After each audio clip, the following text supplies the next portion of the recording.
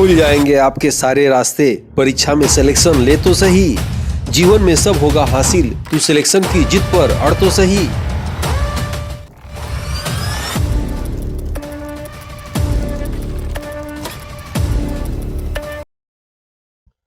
Aditya classes exam गुरु channel में आप सबका स्वागत है।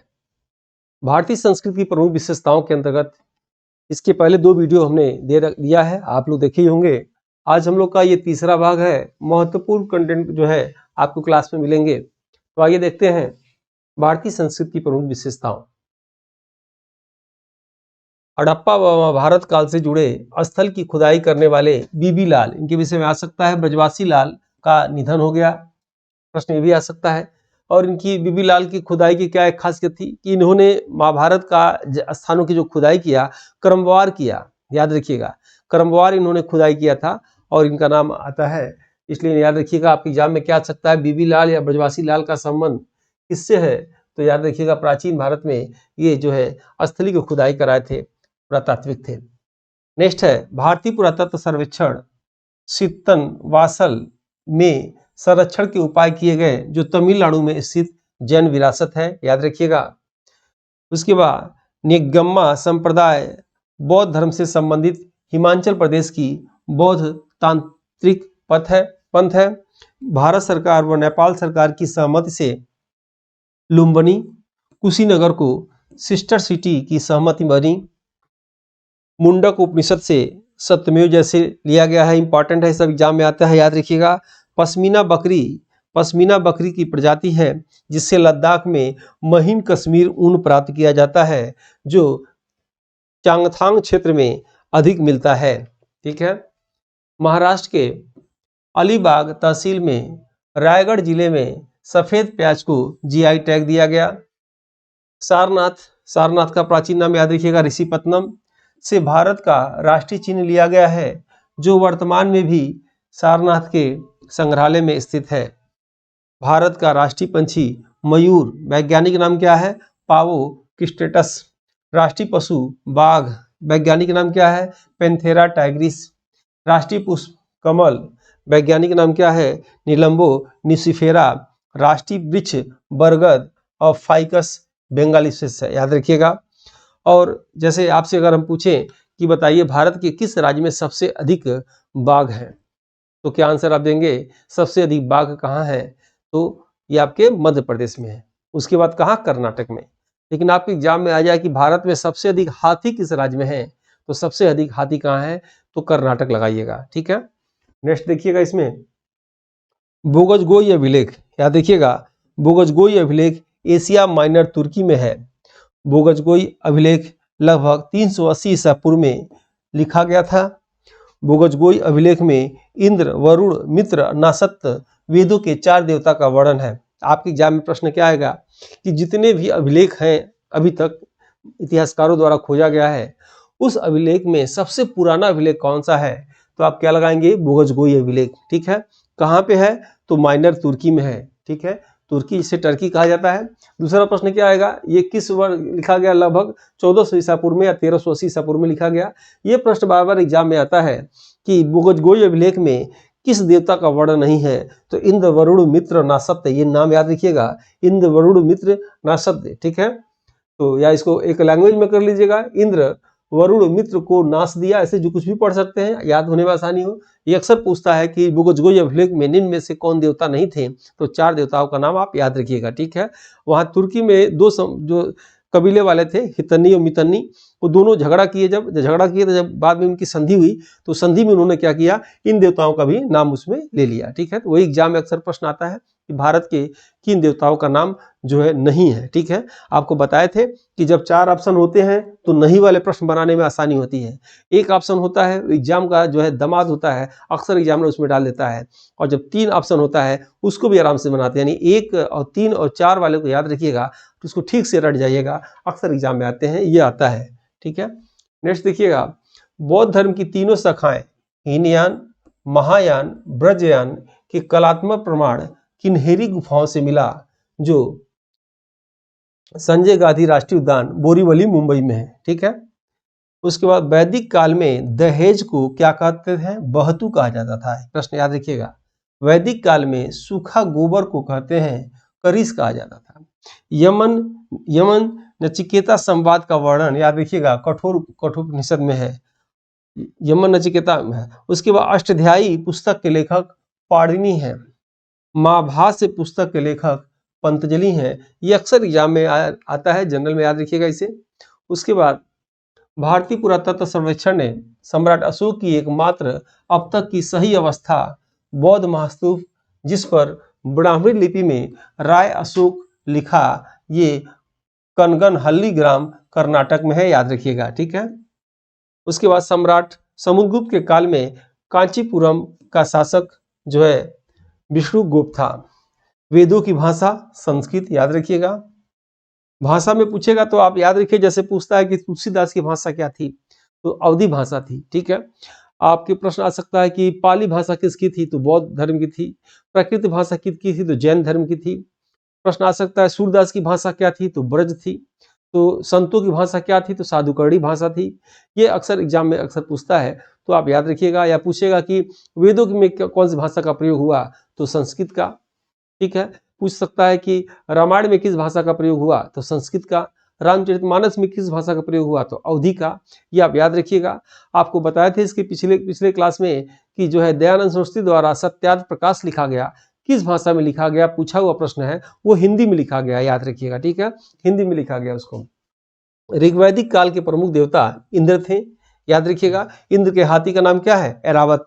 और 2023 में सुपर कंप्यूटर में, विश्व के 5 सुपर कंप्यूटर में पहला स्थान किसका आया है, अमेरिका के सुपर कंप्यूटर फ्रंटियर का आया है। और भारत के सुपर कंप्यूटर ऐरावत का नाम आया है, याद रखिएगा, जो 75वें नंबर पे है। ऐरावत कौन थे, इंद्र का हाथी। और वैदिक काल के प्रमुख देवता भी इंद्र थे। उत्तर वैदिक काल के प्रमुख देवता प्रजापति थे। अच्छा, ये उत्तर का ऋग्वैदिक काल आप समझ जाइएगा, ये क्या होता है, 600 ईसा पूर्व से बीसी से लेकर 1500 बीसी के काल को वैदिक काल कहा जाता है, ठीक है। और वैदिक काल यानी 1500 से लेकर 1000 के जो है काल को ऋग्वैदिक काल कहा जाता है। और 1000 से 600 बीसी के काल को उत्तर वैदिक काल कहा जाता है। यानी उत्तर वैदिक काल और ऋग्वैदिक काल दोनों को मिलाकर वैदिक काल कहा जाता है, ठीक है। और उत्तर वैदिक काल में लोहे का आविष्कार हुआ था, यानी 1000 ईसा बीसी से लेकर 600 बीसी तक भी जो है लोहे का आविष्कार हुआ था, ठीक है। और इधर ऋग्वैदिक काल में जैसे प्रश्न आता है कि किस काल में तलवार नहीं था, तो याद रखिएगा ऋग्वैदिक काल में तलवार नहीं था, ठीक है। आप थोड़ा सा सभी विषय की जानकारी रखेंगे। इस चैप्टर ऐसा है आता है, याज्ञवल्क्य गार्गी संवाद का वर्णन है बृहदारण्यक उपनिषद, जिसमें क्या कहते हैं याज्ञवल्क्य कि भाग जाओ नहीं तुम्हारा सर फोड़ दूंगा। ये किसके लिए कहते हैं, गार्गी के लिए कहते हैं। रामायण का दूसरा नाम क्या है, चतुर्विंशति सहस्त्री। जैन धर्म में संबंधित प्रसिद्ध त्योहार क्या है, पर्युषण पर्व, याद रखिएगा ये। उसके बाद भारत के प्राचीन सिक्कों को आहा सिक्का या पंचमार सिक्का कहा जाता है, ठीक है। महाभारत का दूसरा नाम जय संहिता या सप्तसहस्त्री।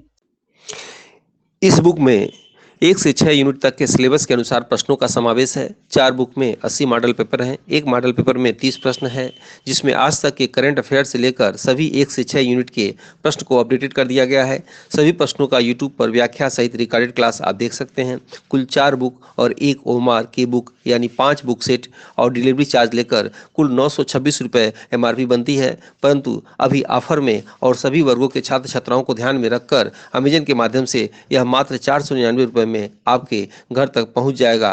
कोई अतिरिक्त चार्ज नहीं देना होगा, जो एक सीमित समय के लिए है, जो मार्केट का सबसे अच्छा और सबसे सस्ता बुक है। हिंदी प्रश्न के आगे अंग्रेजी में प्रश्न दिए हैं ताकि कठिन शब्दावली को समझने में आसानी हो। पुस्तक बाइलिंगुअल है। चारों बुक में असिस्टेंट प्रोफेसर के एग्जाम की दृष्टि से चुनिंदा प्रश्नों को ही समावेश किया गया है।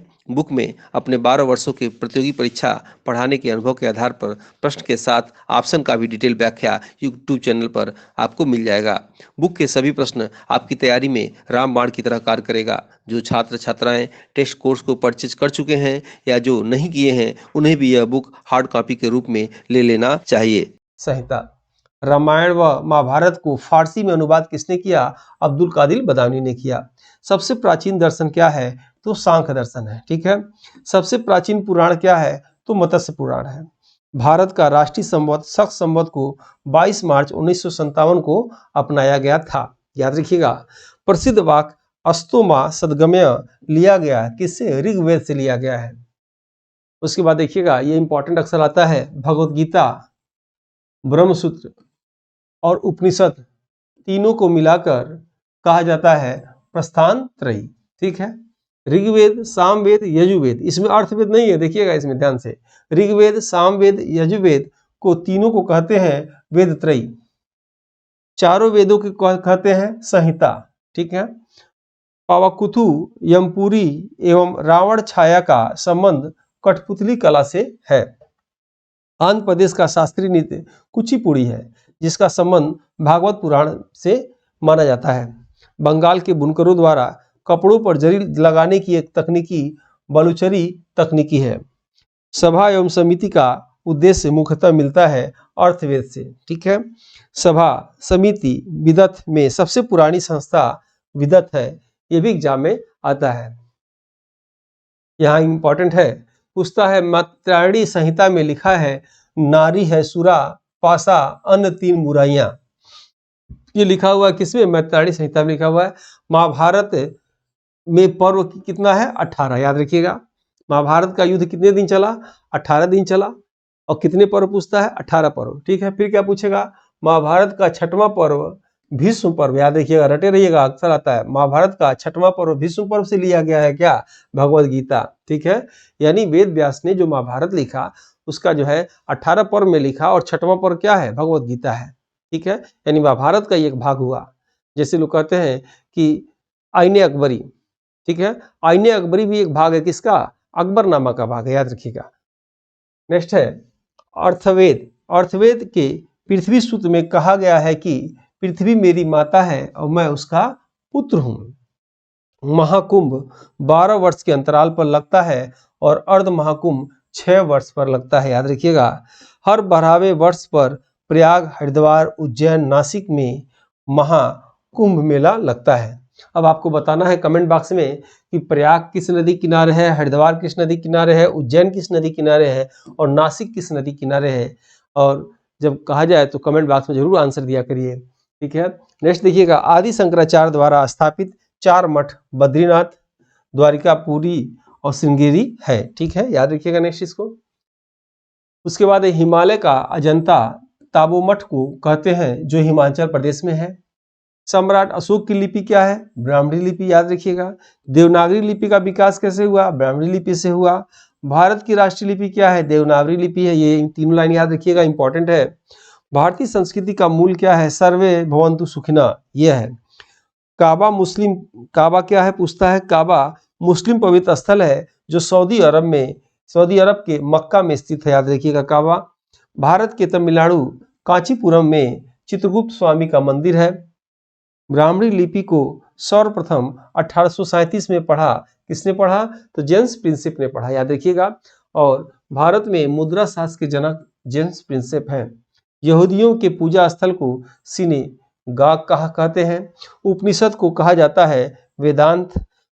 उसके बाद विख्यात तबलावादक जाकिर हुसैन के पिता उस्ताद अल्लाह रखा खां भी एक भारतीय तबलावादक थे, याद रखिएगा।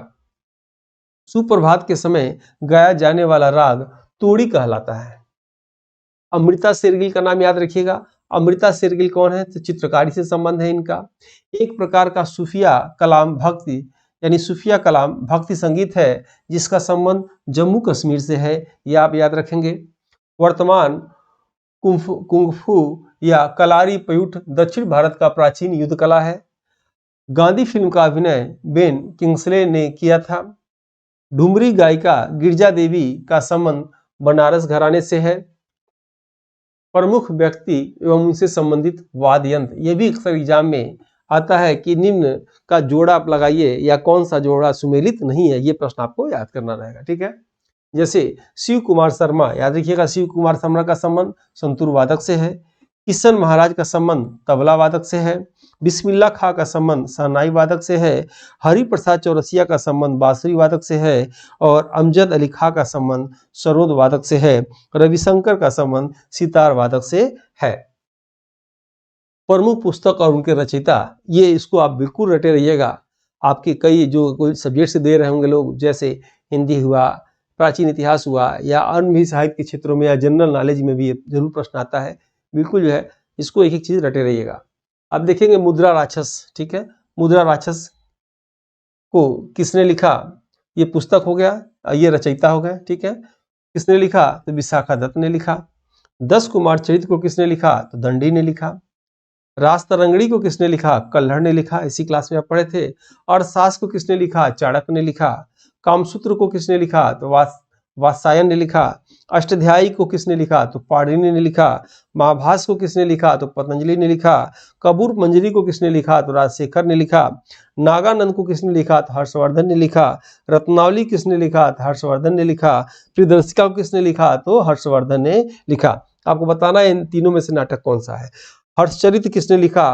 तो वाणभट्ट ने लिखा, याद रखिएगा। वाणभट्ट की रचना है, हर्षवर्धन का नहीं अक्सर आता है। पंच सिद्धांतिका किसने लिखा? तो वारा मिहिर ने लिखा, ठीक है।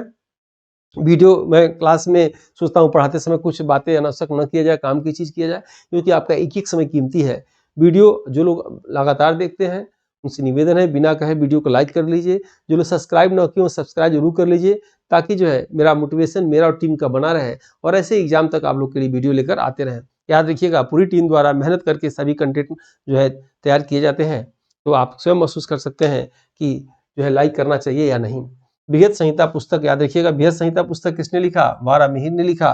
स्वप्न वासदत्तम भास ने लिखा। मृच्छ कटिकम किसने लिखा? शूद्रक ने लिखा। बुद्ध चरित्र किसने लिखा? अश्वघोष ने लिखा। देवी चंद्र गुप्तम किसने लिखा? तो विशाख दत्त ने लिखा। विक्रमांग देवचरित्र किसने लिखा? तो बिल्हड़ ने लिखा। प्रबंध चिंतामणि किसने लिखा? तो मेरुतुंग ने लिखा। सौरानंद किसने लिखा? तो अश्वघोष ने लिखा, याद रखिएगा।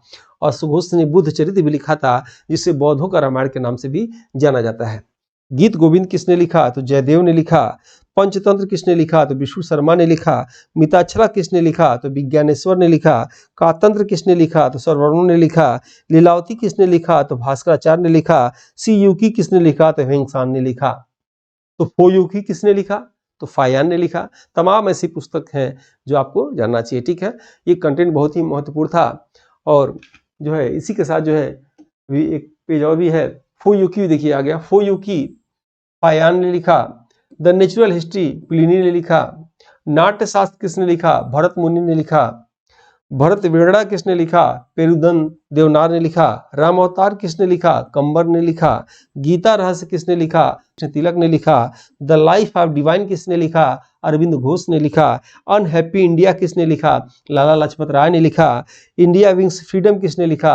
अबुल कलाम आजाद ने लिखा। Poverty and un British rule of India किसने लिखा? तो दादा भाई नौरोजी ने लिखा। Great old man of India किसे कहते हैं? दादा भाई नौरोजी को कहते हैं। भारत का भीष्म पितामह किसे कहते हैं? तो दादा भाई नौरोजी को कहते हैं, जिन्होंने धन निकासी का सिद्धांत दिया, जो ब्रिटिश पार्लियामेंट में संसद चुने गए प्रथम भारतीय हैं, याद रखिएगा। जिनका कहना था कि भारत की सोना को जो है नदी घाटी से, गंगा नदी घाटी से निकाल के जो है ये टेम्स में वर्षा कराने ले जाते हैं अंग्रेज। किसका कथन था? दादा भाई नौरोजी का था।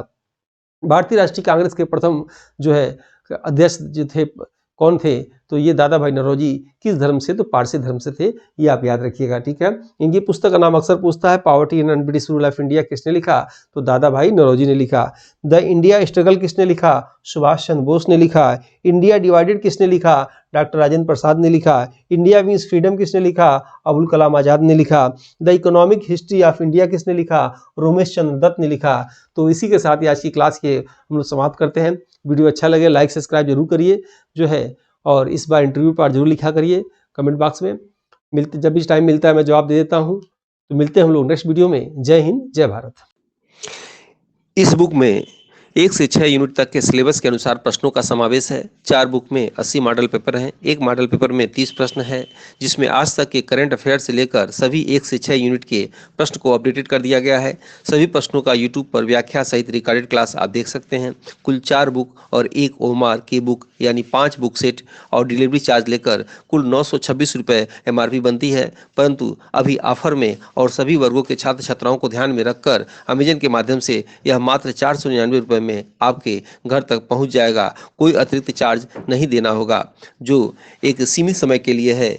जो मार्केट का सबसे अच्छा और सबसे सस्ता बुक है। हिंदी प्रश्न के आगे अंग्रेजी में प्रश्न दिए हैं ताकि कठिन शब्दावली को समझने में आसानी हो। पुस्तक बाइलिंगुअल है। चारों बुक में असिस्टेंट प्रोफेसर के एग्जाम की दृष्टि से चुनिंदा प्रश्नों को ही समावेश किया गया है। बुक में अपने 12 वर्षों के प्रतियोगी परीक्षा पढ़ाने के अनुभव के आधार पर प्रश्न के साथ ऑप्शन का भी डिटेल व्याख्या यूट्यूब चैनल पर आपको मिल जाएगा। बुक के सभी प्रश्न आपकी तैयारी में रामबाण की तरह कार्य करेगा। जो छात्र छात्राएं टेस्ट कोर्स को परचेज कर चुके हैं या जो नहीं किए हैं, उन्हें भी यह बुक हार्ड कॉपी के रूप में ले लेना चाहिए। अनुभवी टीम द्वारा यूपीएचईएससी का टेस्ट सीरीज शुरू किया गया है जीके जीएस पेपर के लिए, जो 6 यूनिट वाइज है, जिसके अभ्यास से आप अपने जीके जीएस के कॉन्सेप्ट को क्लियर करके अपने लक्ष्य को आसानी से प्राप्त कर सकते हैं। अगर आप इस टेस्ट सीरीज को लेते हैं तो आपको फ्री में मिलेगा। सभी यूनिट के मॉडल पेपर 100 से अधिक हैं और सभी यूनिट के पीडीएफ नोट्स हिंदी और इंग्लिश में 50+ grouping test, 20+ unit wise test, 58+ PDF 5 test और 2014 से 21 तक साल भर पेपर है। इसके लिए आपको नई जानकारी के लिए टेलीग्राम ग्रुप पर आप जुड़ सकते हैं।